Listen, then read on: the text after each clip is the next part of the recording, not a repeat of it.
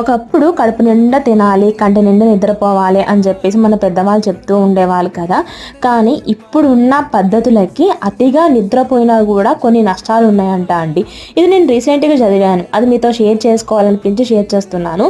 కంటికి సరిపడా నిద్ర ఉండడం మంచిదే, కానీ అతిగా నిద్రపోవడం వల్ల ఆరోగ్యానికి కీడు చేస్తుందంట. అది ఏ రకంగా కీడు చేస్తుందంటే, రోజుకు ఒక సగటు మనిషి 8 నుంచి 9 గంటలు నిద్రపోతే మంచిది. అంటే చిన్నపిల్లలు కాదు, మన పెద్దవాళ్ళు చెప్తున్నారు. నేను 8 నుంచి 9 గంటల కంటే ఎక్కువ నిద్రపోయినాం అనుకోండి, అలా నిద్రపోవడం వల్ల అలా పండుకుంటే షుగరు, బీపీ, ఒబెసిటీ, డిప్రెషన్, అలాగే బ్యాక్ పెయిన్, హెడేక్, కీళ్ళ మీద ప్రభావం అనేది చూపిస్తూ ఉంటుందంట.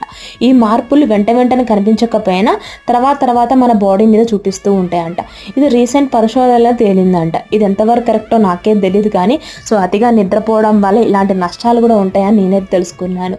సో వీడియో నచ్చితే like and share and subscribe. Thank you.